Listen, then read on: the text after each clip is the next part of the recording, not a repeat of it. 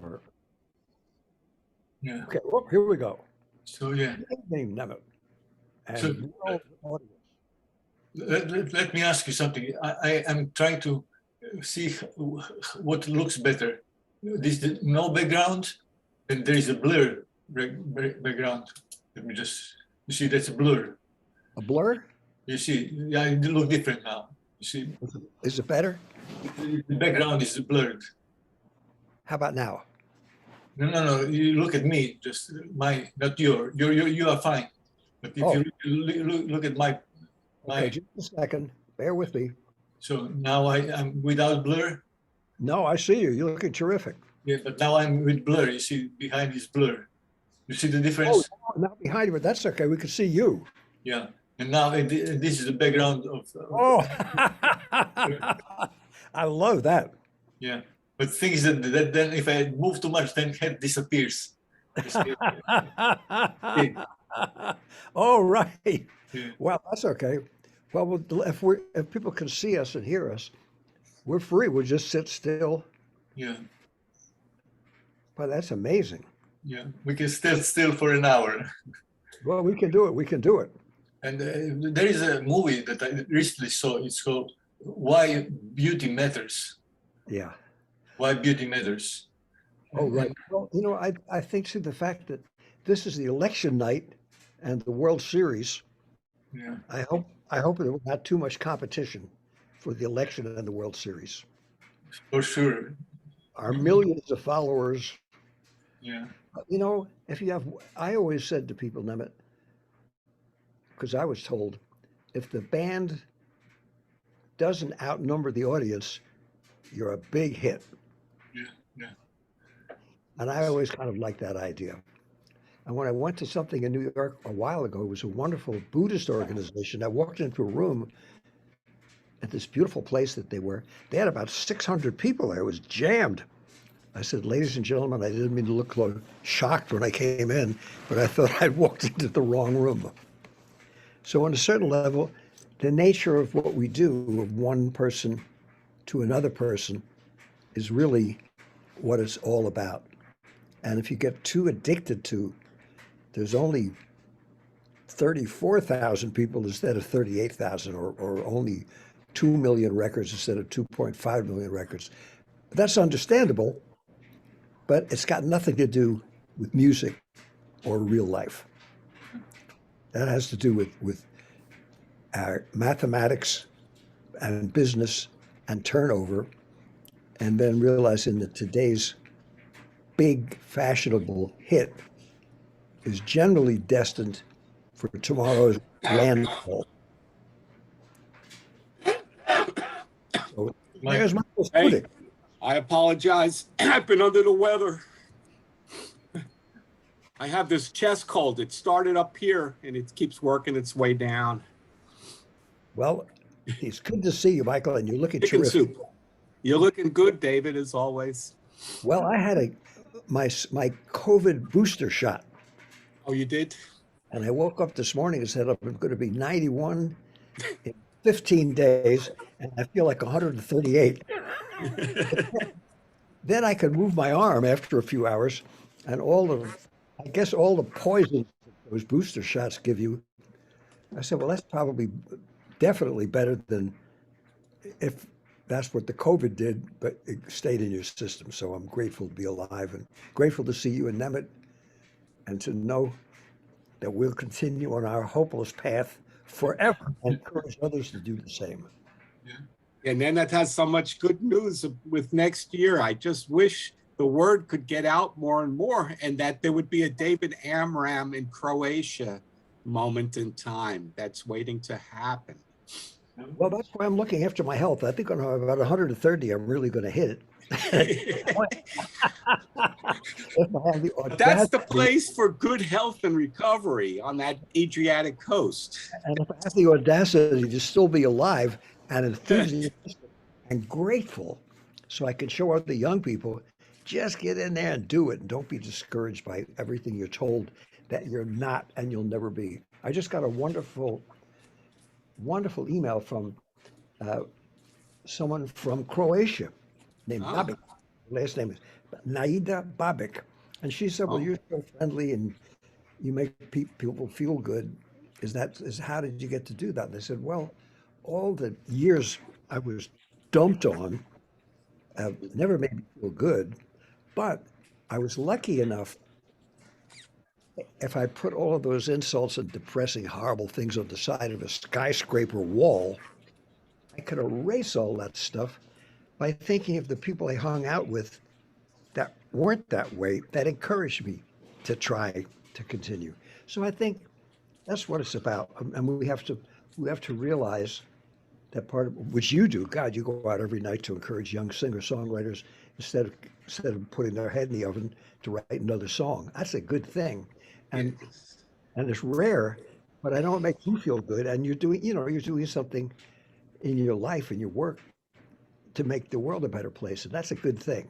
And that's not some pie in the sky, or liberal, or it's not racial or It is political. nothing It's just common, political, religious. sense.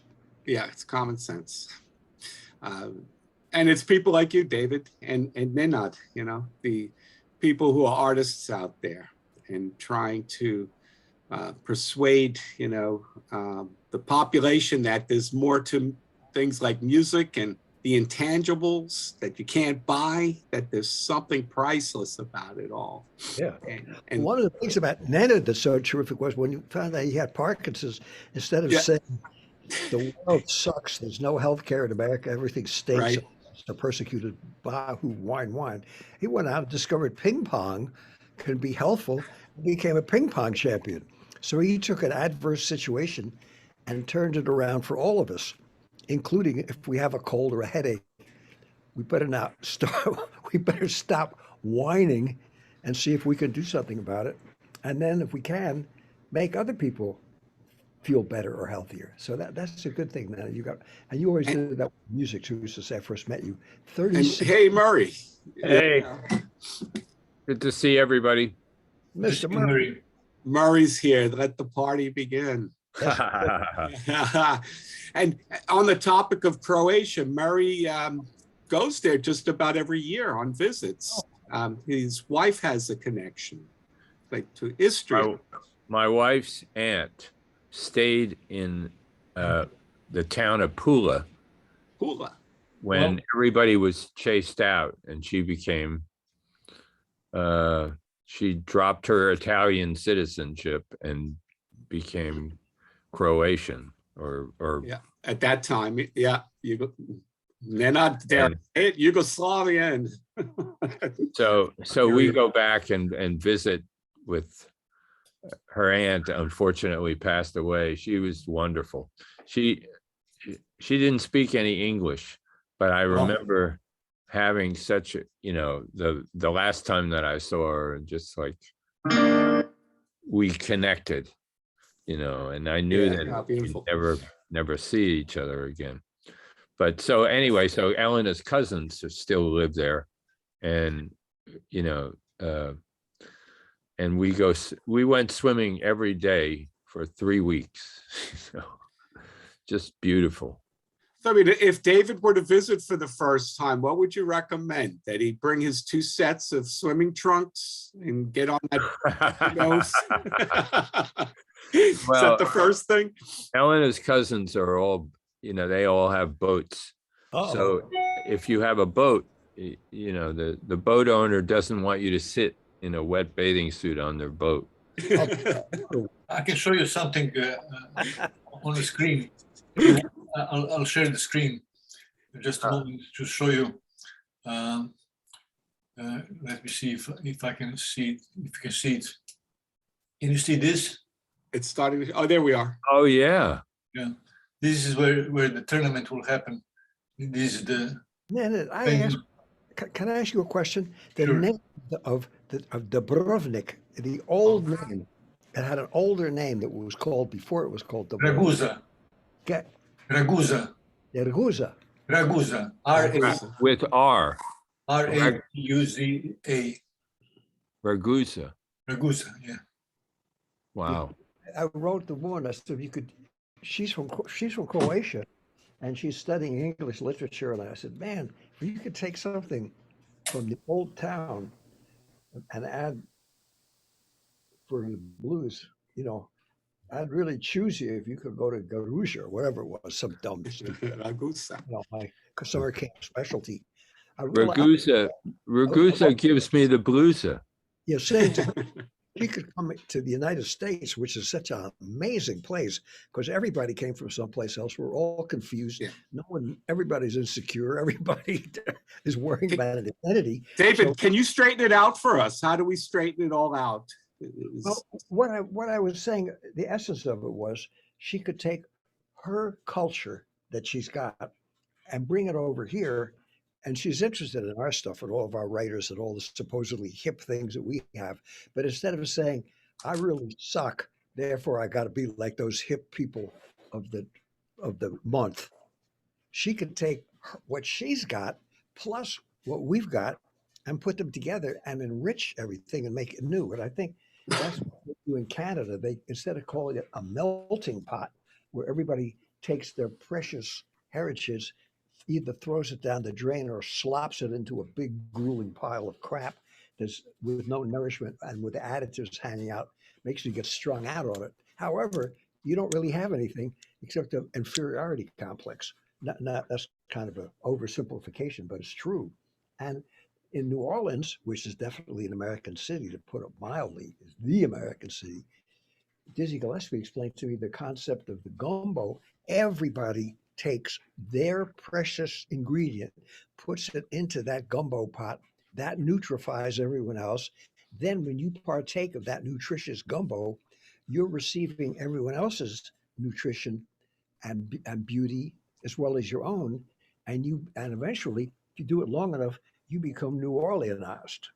And then look out, you're glad to be anywhere because you're a citizen of the world, which we all are, until we discover Bigfoot or the outer, of someone from outer space, which I'm always hope I can. I guess we all love that. We discover a real ET or a real Bigfoot, get to hang out with them. We're all the same species. So once we see that, then we have to cool out every deleterious brainwashing that makes us feel that we all suck. And when you get to that point, then you can enjoy anybody and everybody. You don't want to buy as much junk and stuff because you don't feel that rotten about yourself. And therefore, you'll be less disgusting if you buy this and that. So the whole economy would have to change. And I think it would be a good thing. And that's got nothing to do with capitalism, communism, right wing, left wing. It's just a very old fashioned way that most people live, including, I'm sure, your cousins there in Croatia, and a lot of people we know in the States that live in small places, which are told, that's a hick town. But now a lot of people in those hick towns are saying, man, it's kind of nice here. So I think with the internet, we all have a chance to communicate in a whole different way. That's why we have this show of yours just for the hangoutology. So other people who are told, you suck, you're never going to make it, you suck, have the wonderful career counseling that we get, maybe there's a different way of looking at stuff.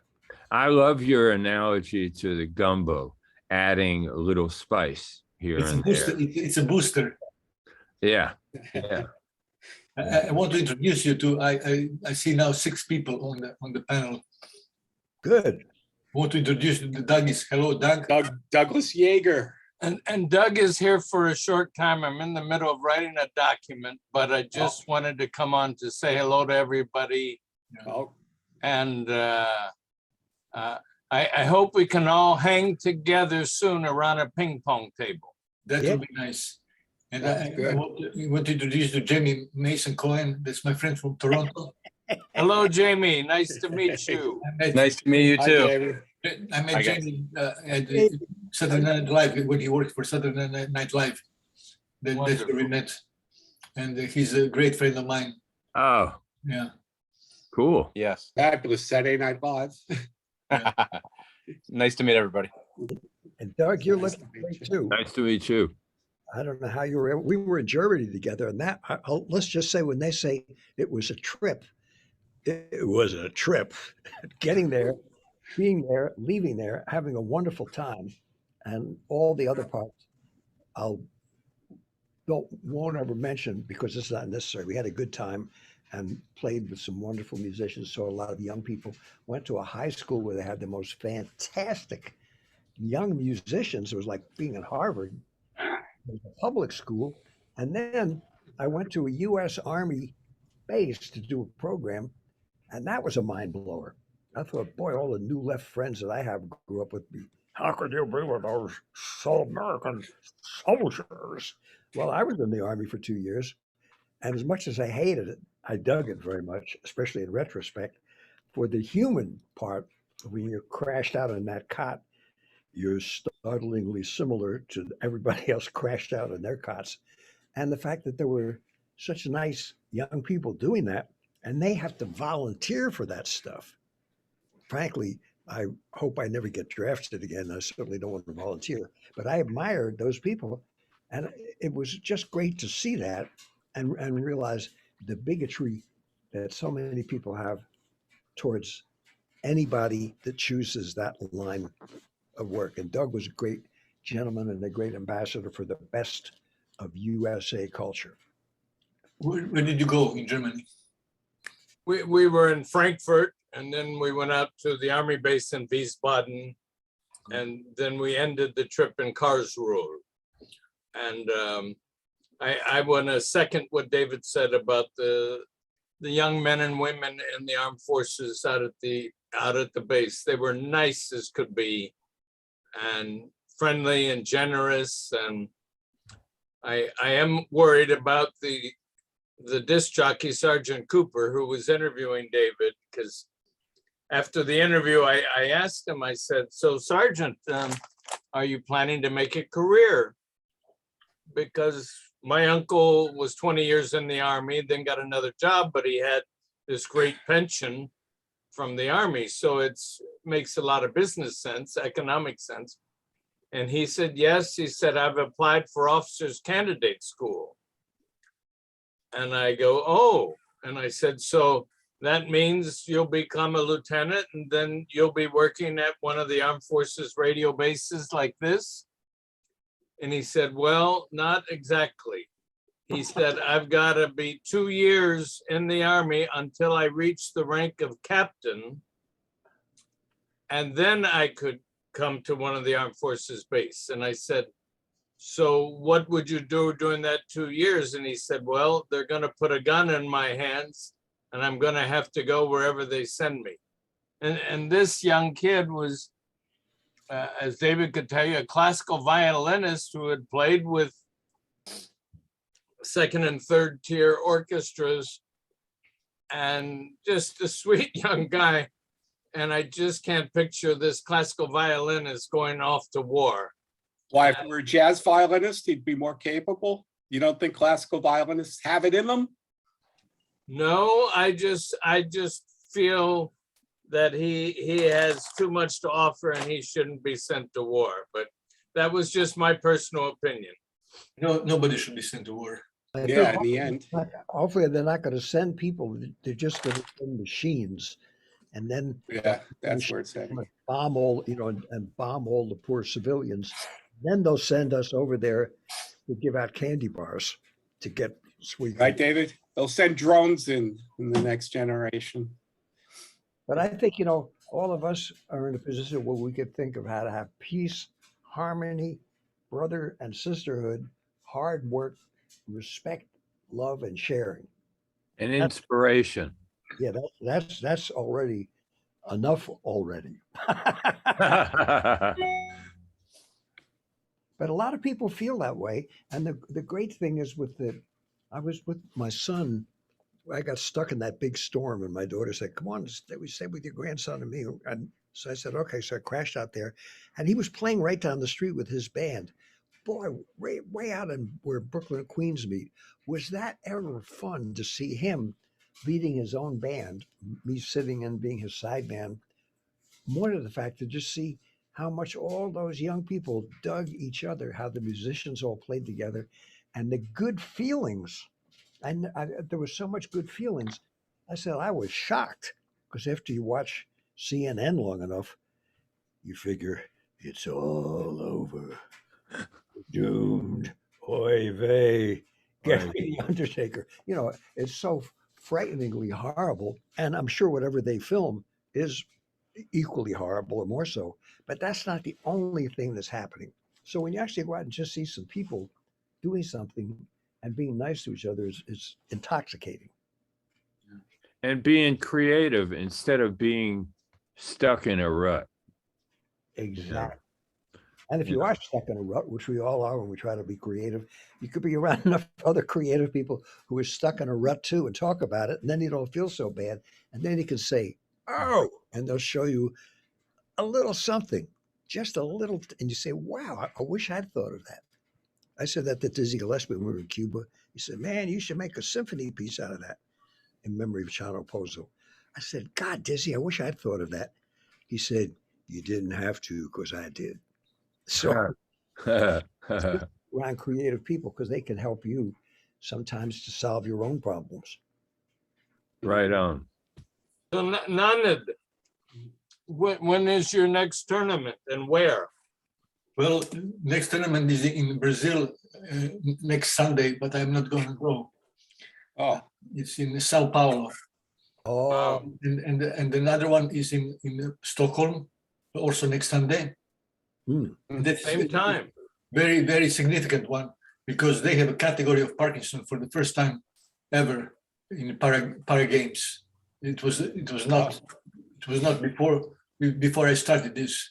They said it will take 2 decades to accept Parkinson people. wow. After 2 years, they are in Stockholm. They have a category Parkinson. Will you be going to Stockholm? No, Neither of them. Okay. it's too much traveling. But there's an international ping pong, what would you call it, a festival next summer? that's a world championship. World Championship. Yeah. That's worth In mentioning. Croatia, yeah. I have a video that I'm not supposed to show anybody until we premiere it, but maybe at the end of this, hopefully people will get bored by listening to us, so they won't see. That might be a good enticer to keep them all on board, Yeah, maybe. not just the hangoutologists. Yeah. I'll show you at the end of it's a short clip of 48 seconds. Oh, great. But But Doug, I think it's worth hanging out a little longer. yeah, so it's something that was filmed in the Colosseum, 2,000 years old Colosseum Wow. Wow. In Pula? in Pula. Exactly. Yeah, I love that Coliseum. Yeah. Murray, what are the chances that you might be able to arrange your vacation, your traditional vacation next year to the end of September? It's always a possibility. I love the idea. Great timing. And if David could hang out with us and his manager, Doug Yeager, Yeah, David would be performing a lot. I think you will have to perform as well, Murray. I'd love to. I'd love to do some dog songs. You have to explain that a little further. Yeah, I Write some Dalmatian songs in this case instead of Dachshund songs. Yeah. You might. I did a CD of all songs from a dog's point of view. Oh, wow. Like Give Me That Bone, and I got my dog tags and my tail wags, and I know just who I am. Are there sausages on Mars? Like, Sorry? are there sausages on Mars? Yeah. What the top things, what is on Mars? Are there sausages there? Are there? No, but sausage dogs. I've been silly, but Yeah, I like that. what would the dog ask? Yeah. So the ping pong facility in Pleasantville is still going? Yes. That's a good Also question. good. And also we are opening in Manhattan. It's a Spin Club very soon. I want to But be. you asked about the location when you saw a photo. I mentioned to you that was the Spin Club. Yeah. So it's spreading all over. So we should arrange a get together at one of the two places. Absolutely. You Absolutely. have to be a member? You will have to be a member, and the membership is $12 per year. Okay, I Ooh. can handle You that. can handle that? Can you handle that? So, Jamie, you want to come down from Canada and join us, please? Yeah, well, we're looking to go somewhere in the States at some point, as soon as I think we're almost ready to go. Travel fever, huh? It's semi-safe depending on where you go. Yeah, I think it's safe. They just opened the border officially. I think my wife and we have 2 young kids. We wanted to make sure, because they're under the vaccine age, we wanted to make sure that it was safe for them too. So Oh, yes. I believe next week, young kids can get vaccinated unless they're under 5. yeah, no, they're over 5. Yeah, so that's, I guess, the next issue. Yep. Is to do that, or when to do that, and then traveling will be much different. Oh, yeah. David, you don't live that far from Pleasantville, do you? No, I'm actually relatively, well, actually, with today's world, you're relatively close to everywhere if you don't mind sitting on the plane. But no, I'm only driving. It's probably about 40 minutes, I would say, tops. yeah, something like that. Open roads too, right? Yeah. You go Yeah. right down to Taconic Parkway. It's great. Yeah. By the way, I just found a song that David, you recorded Irish flute on my album. I remember that. It was so Yeah. much fun. That So was like a castle. You were recording in a yes, sort of castle. yes. Do you want me to maybe show you a couple of maybe 2 minutes of the song? Yeah. Do you want me to play? Remember Sure. playing. Let's hear it. Just a moment. Do you hear this?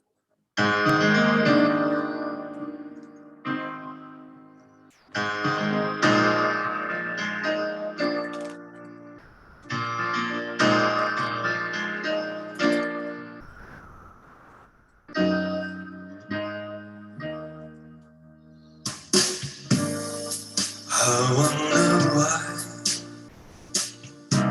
your pale as a cloud. I wonder why we talk about innocence. I wonder why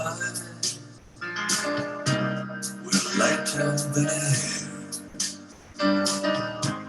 The city below is fading away.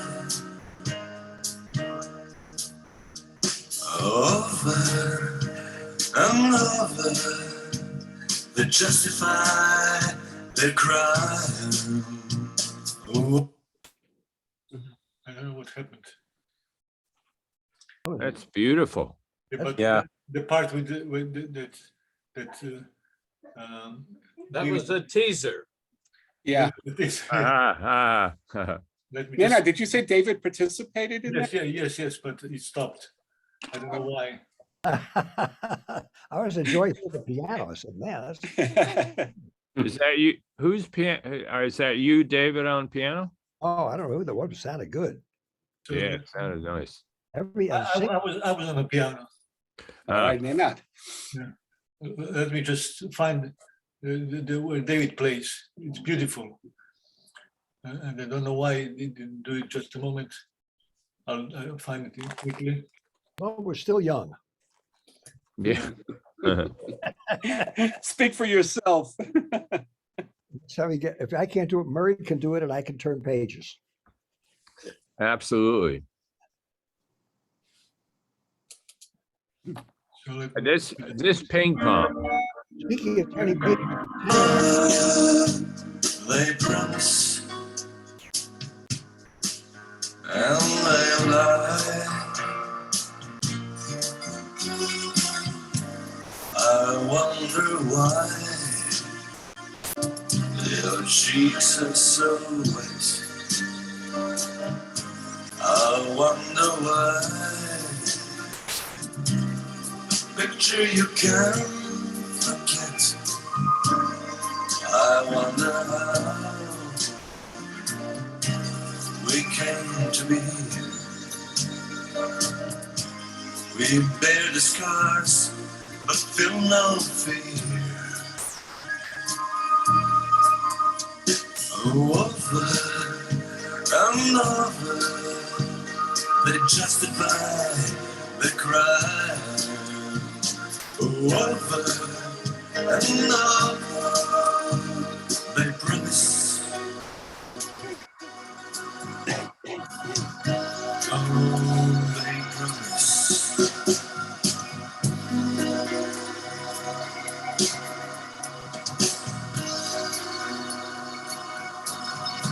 Knowing the lie,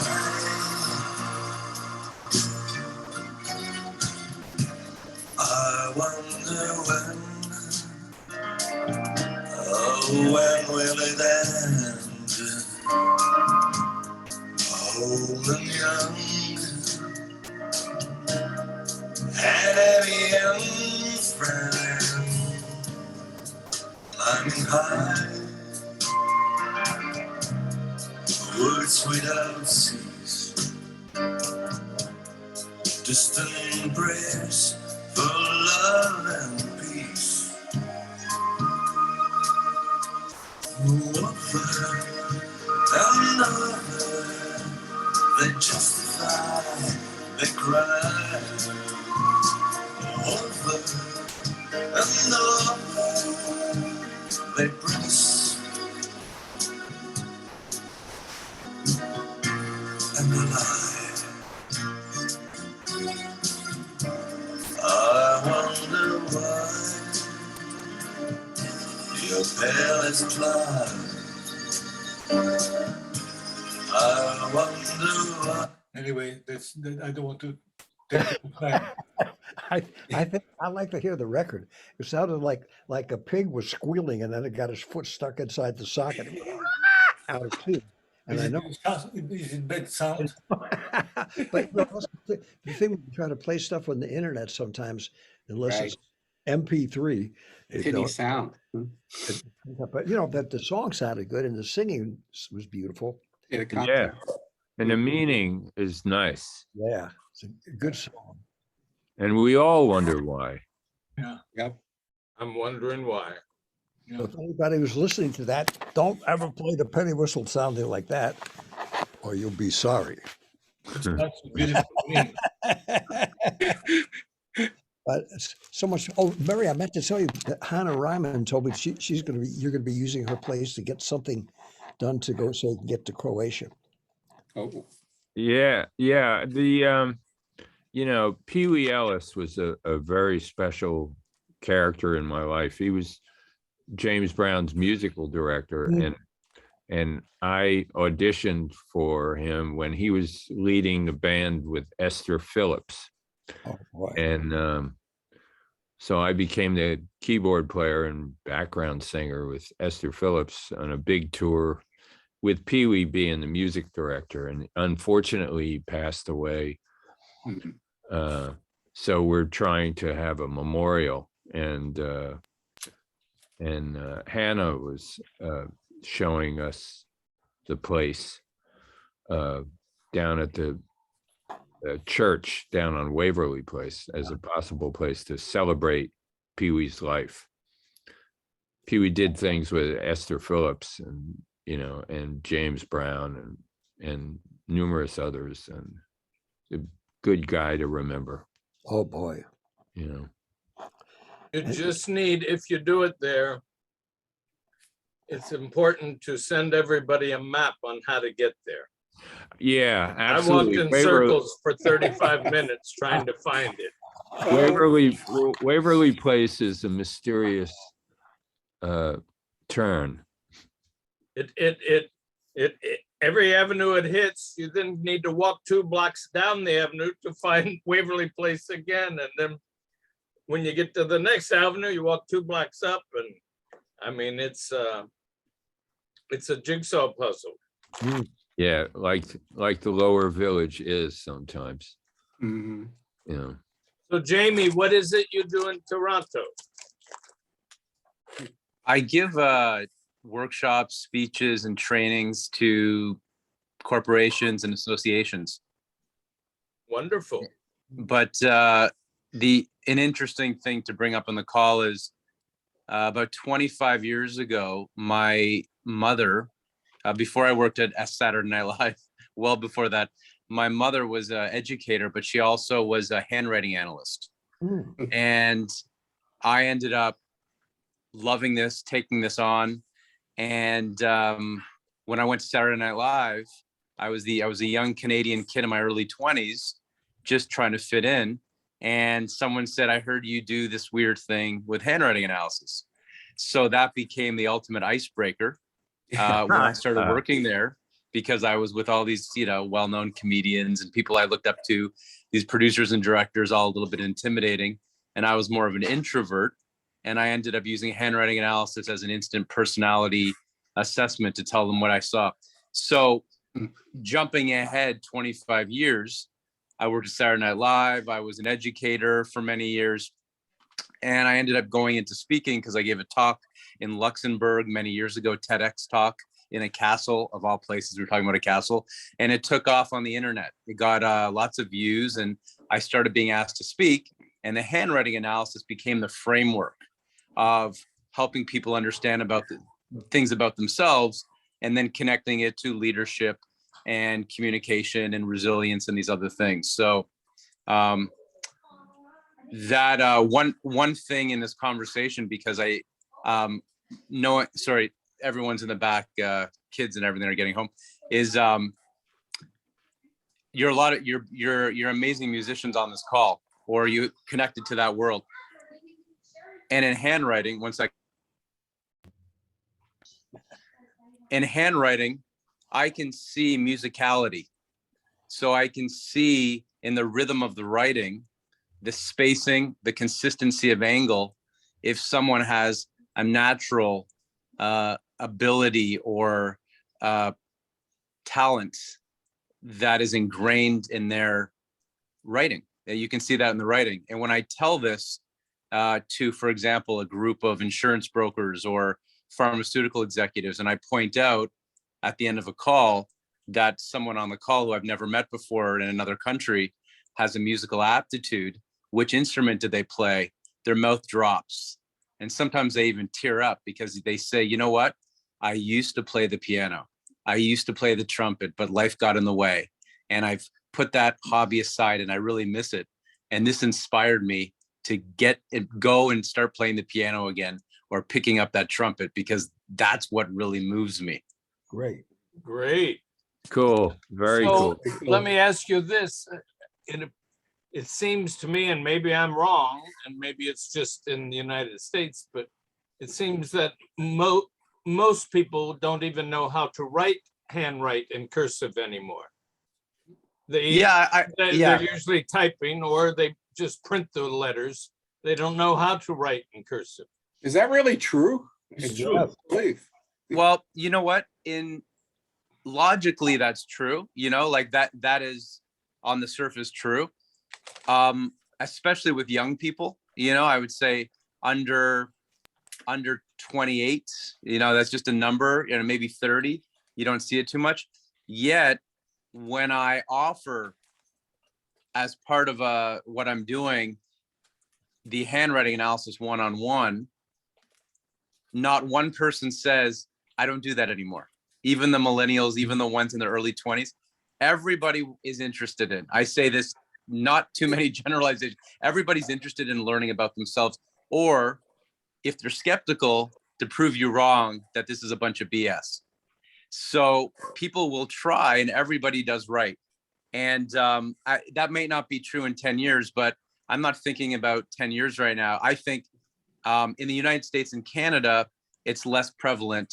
But in other countries, we sometimes forget they don't have this same universal access to technology. They still write regularly. They still do quite a bit written. So yeah, you'd think that it would seem irrelevant, but especially because we're on devices all day. Even when I do this on Zoom, which is I did throughout the pandemic, even this month, I have 3 virtual and 1 in person. Hey, Hmm.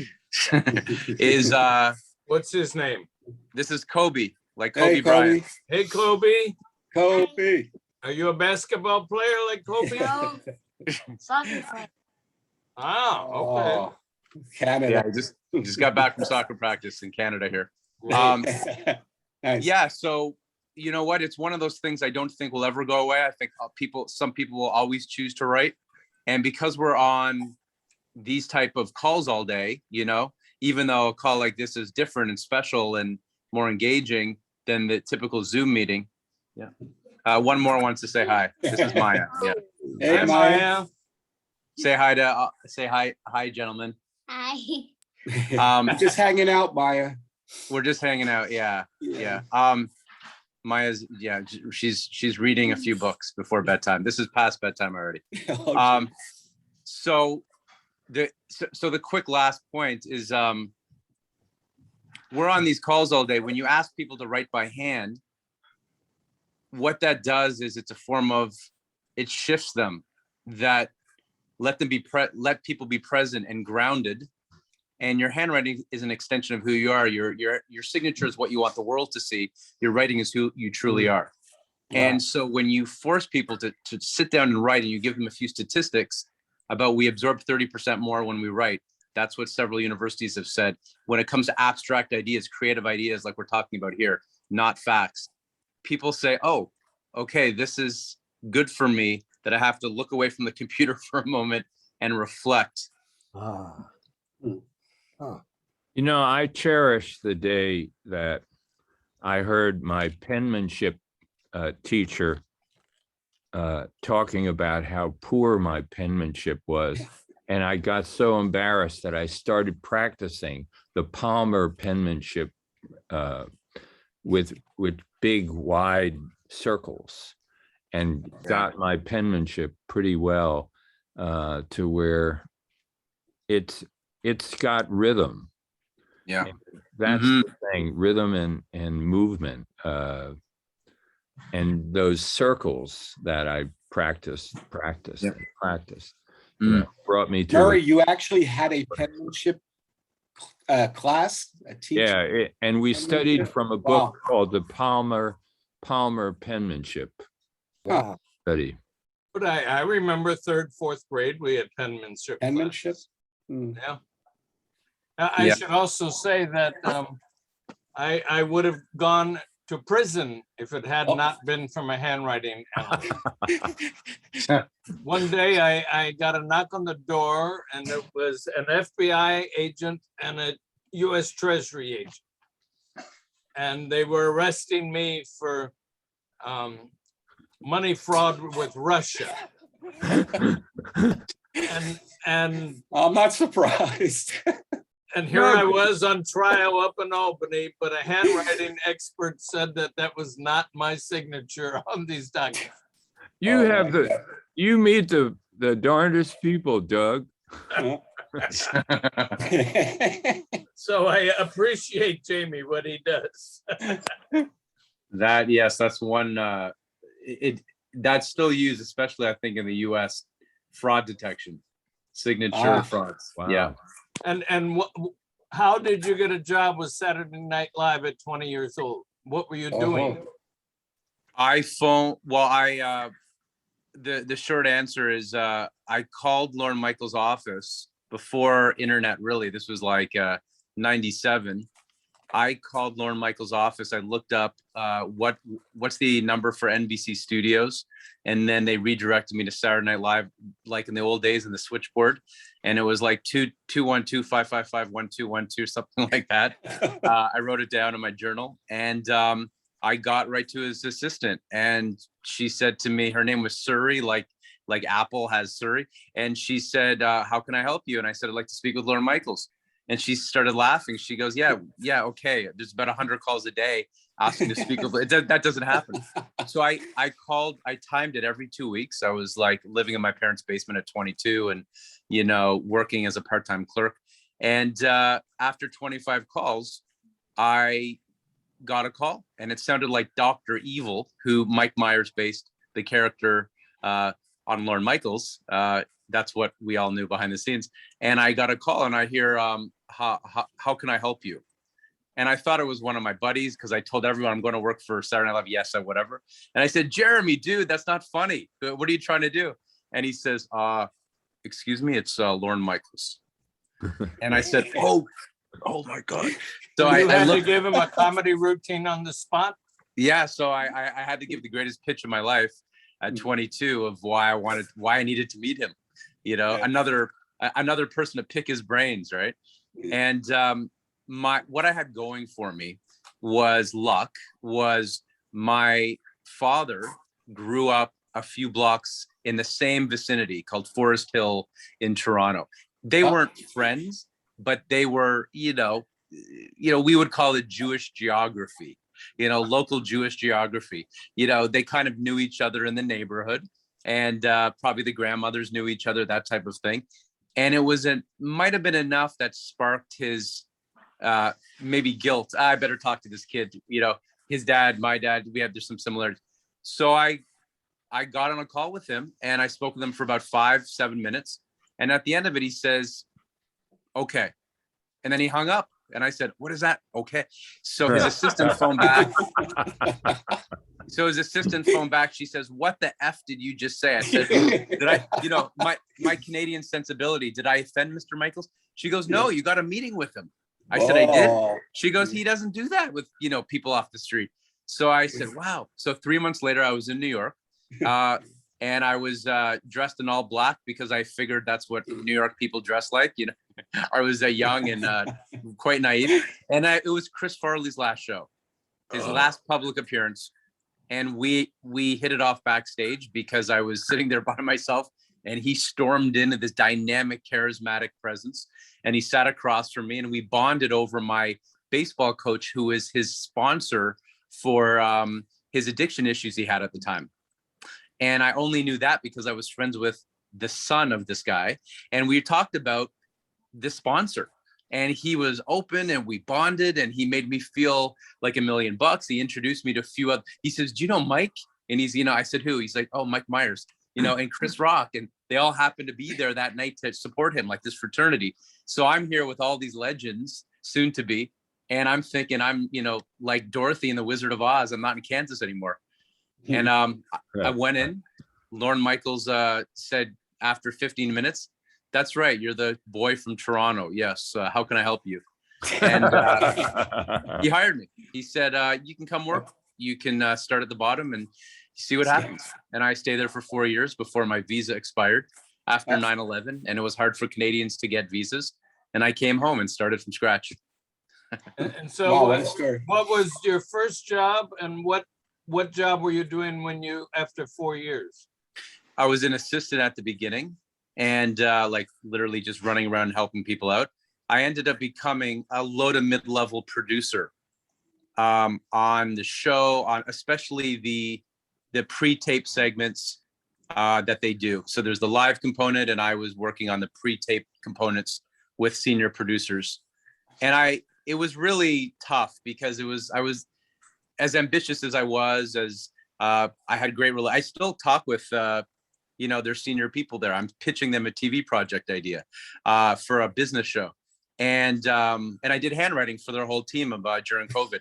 But I was only there for on the show for about 1.5 years. And I was working on other components. So I didn't get a lot of chance to build momentum before, the rug was pulled out. But I never would have met my wife. I never would have had the life I had if I would have stayed there. So everything happens for a reason, and I love what I'm doing now. So, Great story. Well, Jamie, you met your wife in New York. Then is she an American in New York? No, I met her back in Toronto. Oh, back in Toronto. Mm-hmm. Yeah. So, everything happens for a reason, right? It was devastating at the time. I thought New York, my favorite city in the world, and I felt at home there, as at home as I did in Toronto. And I made friends and I loved the atmosphere. But, I came back and started from scratch and did a lot of freelance TV and just went in a new direction in education because I didn't like the incredible instability of being a freelance producer here. But now I'm, you know, now I'm thrilled with everything that transpired.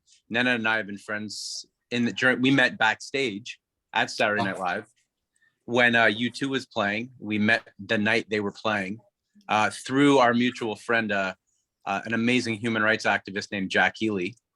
And, you know, I've seen Nenad. Nenad is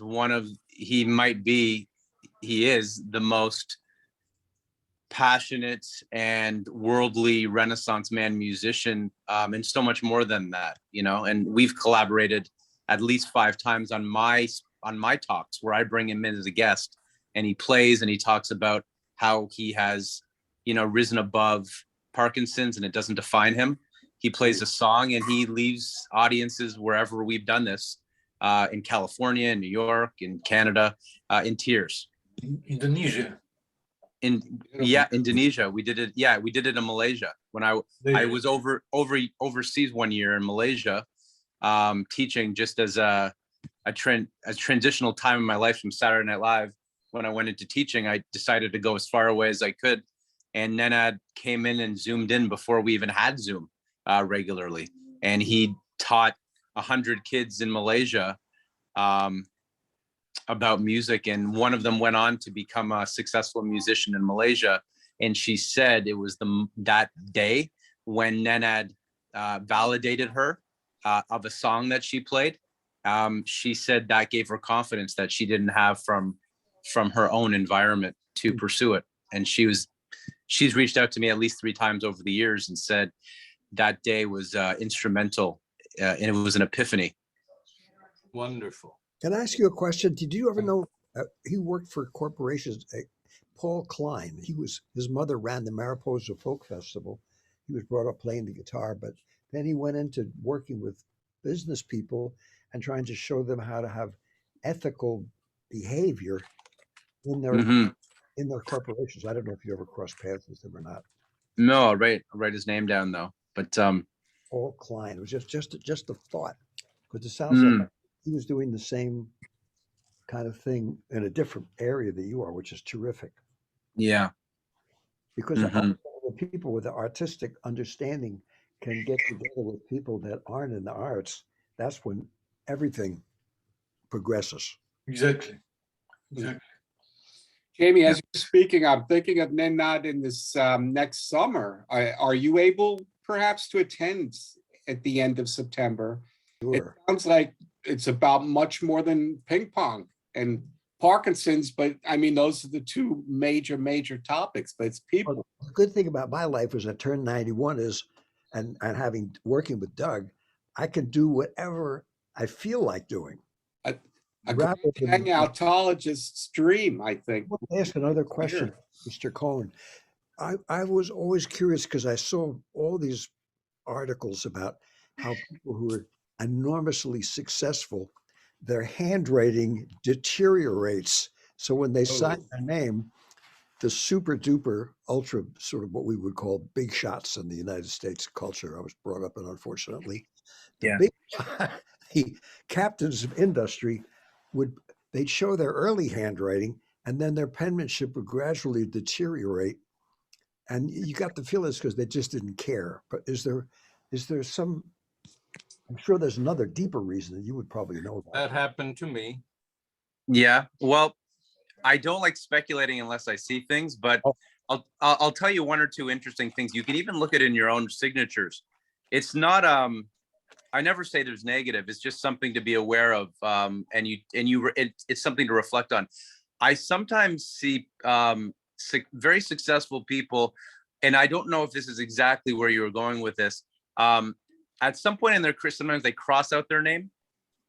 I've seen that with people who ended up over their heads in major corporate positions who might feel some guilt, might feel some, it could even be like a hugely successful person, but inside they feel invisible. They feel like, the world might see them as a leader, but inside they don't. And they sometimes cross out their name in the opposite direction. When I point that out to the most powerful executive, at first they're resistant, but then they'll pull me aside. I don't say that publicly, but then they'll come over afterward and say, can you expand on that a bit, please? Which I get. I'm not a doctor, I'm not a psychologist or psychiatrist, even though I've read, countless books on those subjects over the years, and I'm fascinated with those things. But it tends to line up with if they do go to a psychologist or psychiatrist about they have big ego but low self-esteem. Big ego and low self-esteem. But the writing is, if it deteriorates over time, like you mentioned, it could be neurological. It could just be with age for some people, even though their minds are sharp, they're not connecting with their bodies in the same way they did before. Right. But I would say that sometimes the most successful people, it's a generalization, sometimes might get a little quicker, a little sharper, a little less patient. So the more deliberate writing, right, especially the signature, tends to be, I'm going to be present with myself. I'm going to be present with you. And I'm going to really just slow down a bit. The faster that they get, the more responsibilities, the more, come on, get to the point. People tend to just be in a rush. And more people are like that, not just the high-powered executive. Oh, boy. Thank you. That's terrific. As Clint Eastwood said, you made my day. Oh, thank you. Thanks. That's beautiful. Thanks. Yeah, I was so moved by the last time I heard you speak. Usually now I'm not on the phone. I'm usually asleep with the kids and I wake up very early. But last time Nenad said, you gotta come on to this call, and I said, who? And he said, well, you can look them up, but make it a surprise. And I was riveted with your, not just what you said, how you said it, your experiences. You to me were someone like, and this is I don't like comparing directly, but one of my heroes in as a thinker was Dick Feynman. Oh yeah. Oh yeah. Yeah. Someone, if you said who would be 5 people you'd want to have dinner with, he would have been 1 or 2. And you reminded me in your own way, your own sweet, generous way, of that energy, that intellectual power, that curiosity, that experience. So I could listen to you for hours.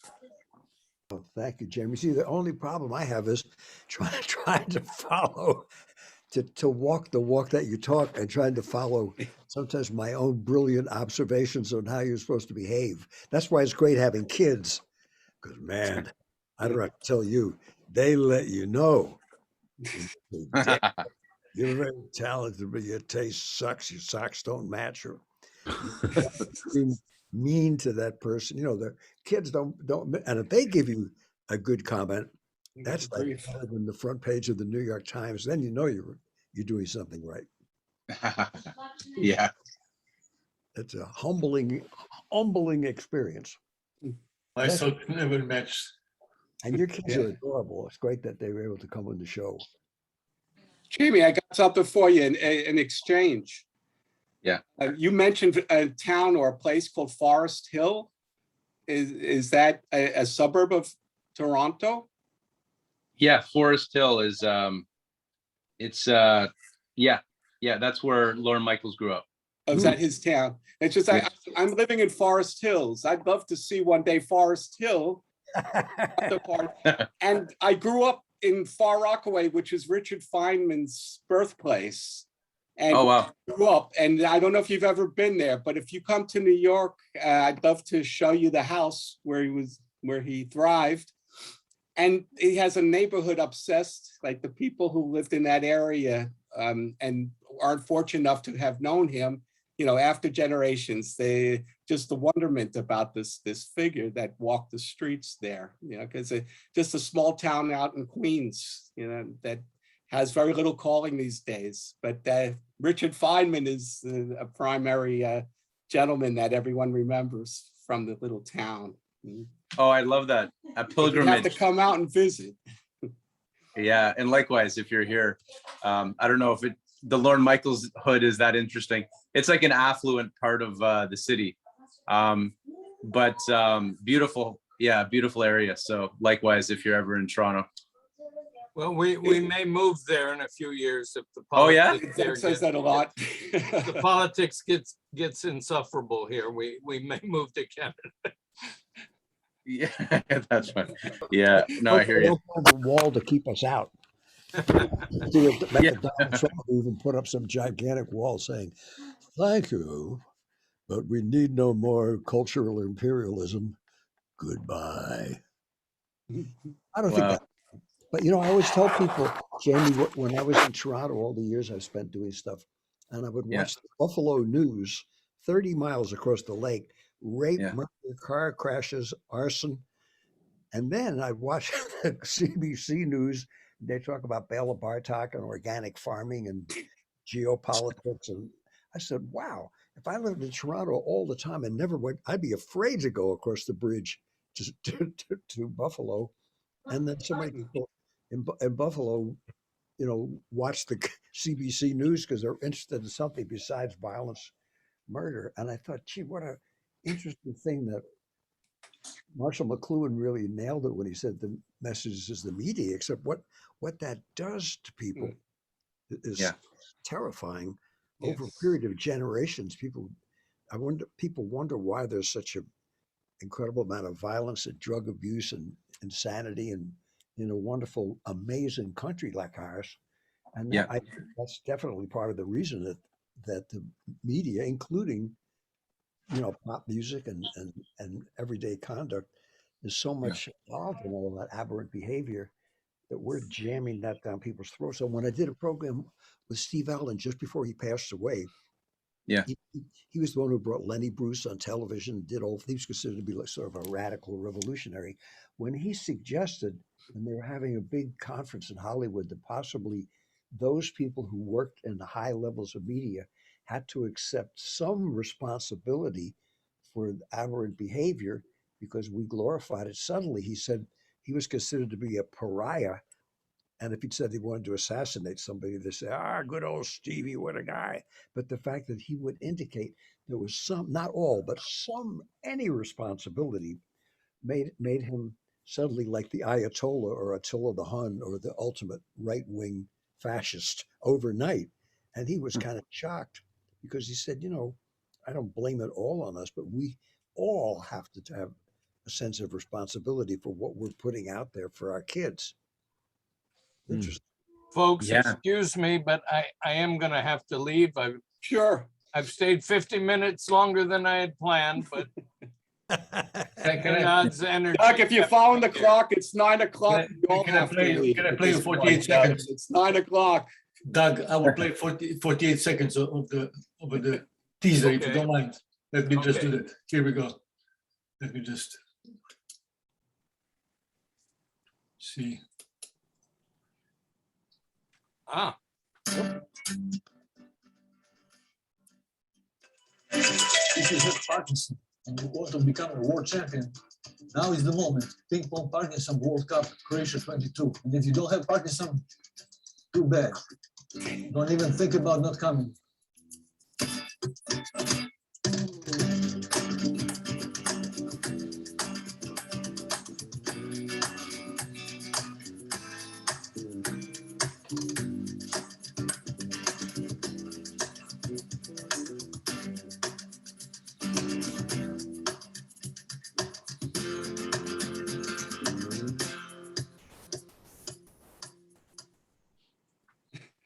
that's great, Nenad. Nenad, did you say if you don't have Parkinson's, too bad? Exactly. Yeah. I look forward to returning to Croatia. Good for you. Love to all. Bye. Bye. Was John Holbrook the That's right. engineer on that? I watched one. Actually, yes, he was actually. We say a farewell and a warm, hearty goodbye to John Yes. Holbrook, Oh, who was a genius. And Yes. I made over 10 albums with him. I worked with him also. He was a wonderful engineer, producer. We traveled with Randy Van Warmer, Yeah. and I did some albums with him. And when I hear that opening chord, I think about John Holbrook. Oh, So interesting. just send good wishes and Yeah. to his spirit. And We also, did that. we have to remember Dr. Nitty, who wasn't able to come tonight because she's Oh, ill. right. And we hope that she gets better because she's not only a terrific doctor of the future, but a doctor to all of us with her healing intelligence and good thoughts. And Tony Falco, who left us, who was just so wonderful. And to you, Nenad, after all these years, it's wonderful to see what you're doing more than ever. And you just kept right on that track from when I first met you way back 36 years ago. You just stayed right there on what you love to do and are still doing it. God bless you, man. That's a good example for all of us to try to somehow stay on that path, regardless of what comes in the way of it. Yeah, well, I can say the same for you. We got to do it. Yeah. Otherwise, you have to face the deleterious forces of the adult world, and that can be a drag. Merciless gravity. Somebody say amen. Amen. Amen. So anyway, beautiful to see your faces. I love you all. And let's meet next Tuesday, first Tuesday of the month. Let's repeat this. Will be. Yeah. Always. You are all invited in, and it's Jamie. I'm glad you joined us. You brought new energy to us, and Maury, it's always a pleasure to see you. Spudich, nothing happens without you. And David, I love you. You're like a brother to me. My treat. They're all very meaningful Yeah. as well to me. And Jamie brought international flavor, I must say. Have him on board. Forest Hill to Forest Hill. Yes. We wouldn't all be together if it weren't for the Croatian sensation, And this Nenad ping Bach, pong ball, his this- own self. this ping pong ball that I'm holding went through Croatia and back. Oh, Really? see that? Yeah, I carried it in honor of you, Nenad. Thank you. So next, Well, anyway, Murray, you must bring it. World Championship is happening from September 29th to October 2nd next year. You're all invited. Good. And maybe we can find a way how to engage you. Let's figure it out. It's a beautiful area. I show you the picture of the coast where the hotel is. I think I did show. I'm not sure, but let me just try to, if I can show this. Here we go. I don't know if you see this or no. Oh, yeah. Man, Let me just It's- just make it smaller. Is how far from Pula is that? That is Pula. That is Pula. Isn't Okay. that yeah. amazing, Murray? That's where you are. Yeah, that's where I was. Yeah.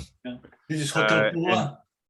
And Sorry? This is Hotel Pula. If I go to this, sorry, if I go to live Google Maps, then I can show you live. You see, Yeah, we see the Hotel Pula from the boats yeah. when You we see, go out. if you go closer into where the red dot, that's Pula.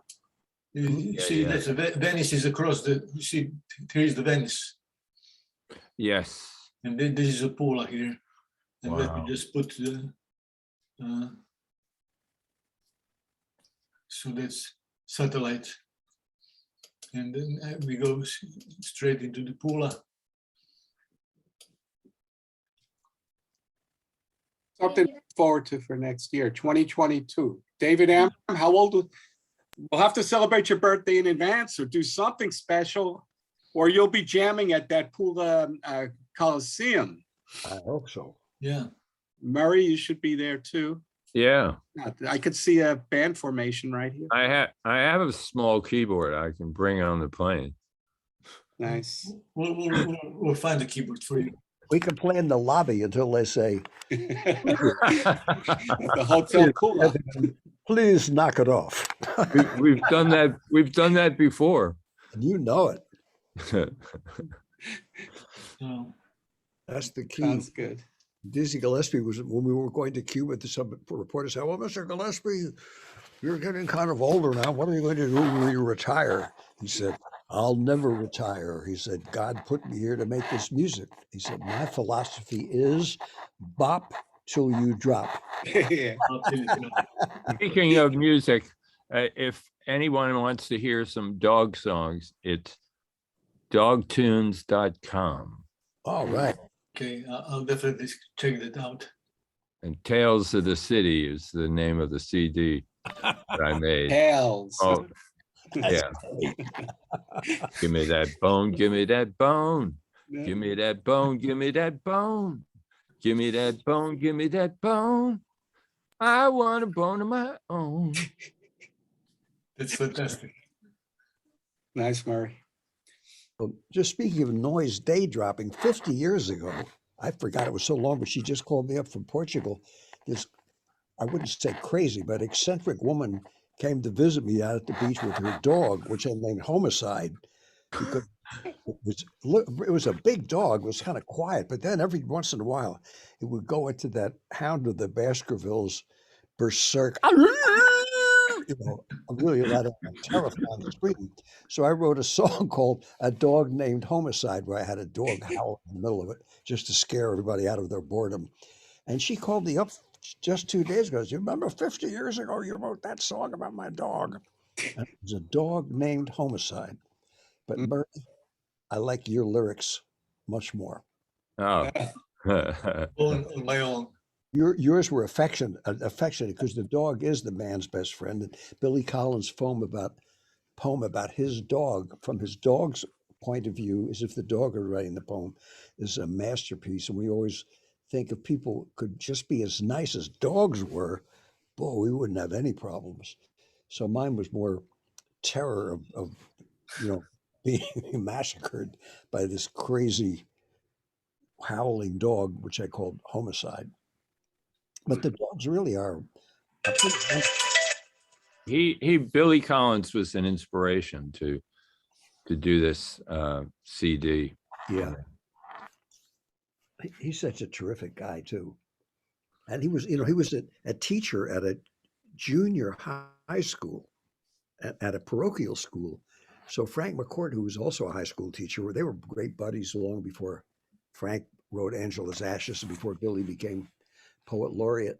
And when he told me when Frank would get to more, a more upscale type environment, he would invite his good friend, who was a wonderful poet, still is, of course. And Billy said he would go to these fancy schmancy Eastern Seaboard establishment parties, and they would say the classic line, "What do you do?" And he'd say, "Well, I'm a English teacher at St. Joseph's Junior High School." And they would say, "Oh my God," and turn their back as if they were speaking to a subhuman that was going to give them an incurable disease. Then after he became the poet laureate, he said the same people came up and were groveling and slobbering all over him. Right. He said that was even worse. He's a fantastic cat, and what a great writer. And great people. I just say that anybody watching, and Frank McCourt was too. Frank said when I came back from the Port Jazz Festival, they saw in my bio that I knew Frank and his brother Malachi and played at the Malachi's bar, and they said, you know the McCourts. So when I went back, they said, "How was it, Dave?" I said, "Man, the minute they knew that I knew of you guys and you were friends, I was treated like a king before I even opened my mouth or played a note." And Frank said, "Well," he said, they didn't think so much of the McCourts when we were living in Brooklyn and going back and forth to Ireland and penniless, and our father was drunken.